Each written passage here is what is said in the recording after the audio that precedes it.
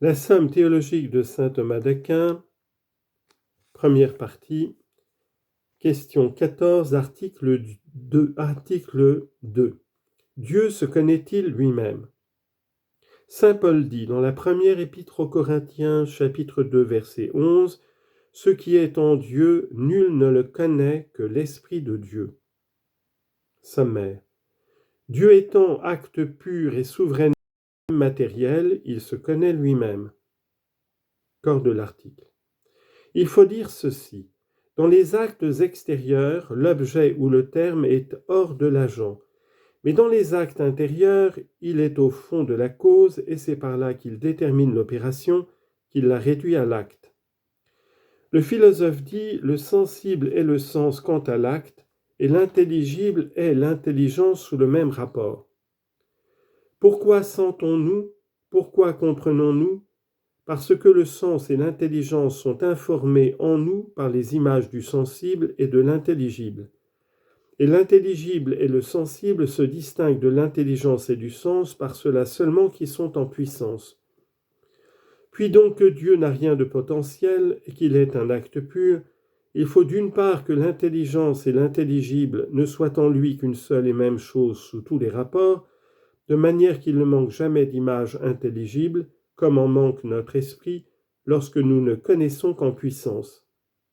Il faut d'une autre part que ces espèces intelligibles ne diffèrent pas de son intelligence, comme elles diffèrent de notre esprit, lorsque nous connaissons en acte.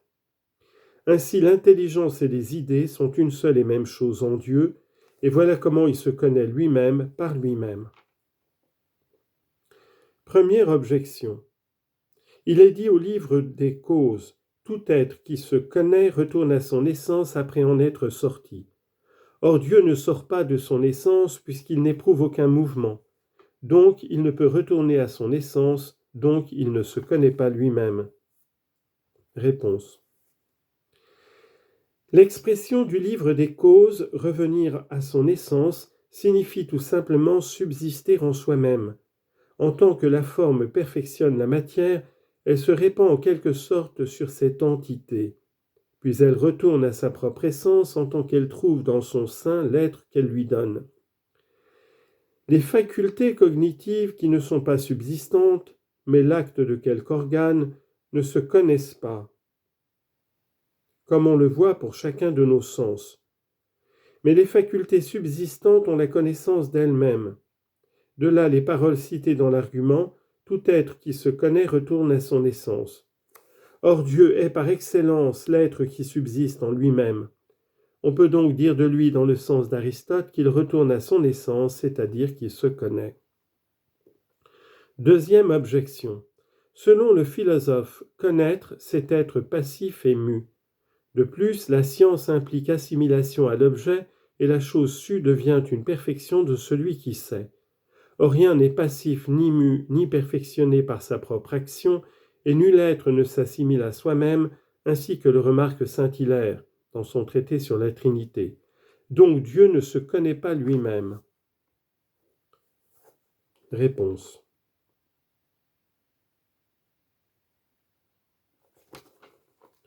Dans cette phrase, connaître, c'est être passif et mu, les deux derniers mots ne se prennent pas dans le même sens.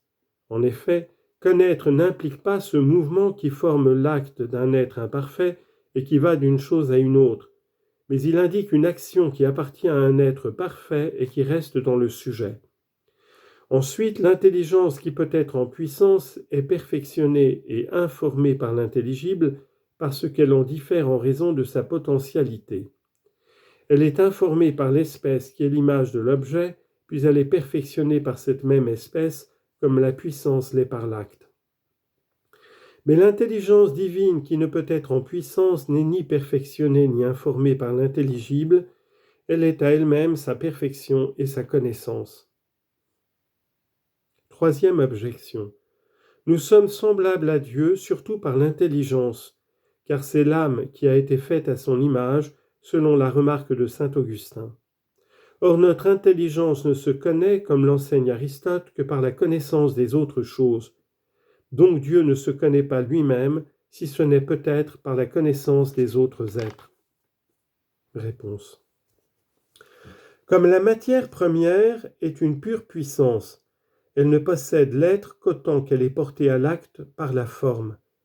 Or notre intelligence, quand on la considère sous le rapport de la potentialité, est aux choses intelligibles ce que la matière première est aux choses naturelles, c'est-à-dire qu'elle existe en puissance à l'égard des choses intelligibles comme la matière première à l'égard des choses naturelles. En conséquence, l'intelligence potentielle ne peut opérer sur les intelligibles qu'autant qu'elle est portée à l'acte, perfectionnée par leur image, en tant qu'elle se connaît elle-même comme les autres choses à l'aide des espèces intelligibles. En effet, c'est parce qu'elle connaît une chose intelligible qu'elle connaît sa propre connaissance, et c'est par ce dernier acte qu'elle connaît ses facultés intellectives. Mais Dieu est un acte pur dans l'ordre des êtres intelligibles aussi bien que dans l'ordre des êtres existants, et c'est pour cela qu'il se connaît lui-même par lui-même.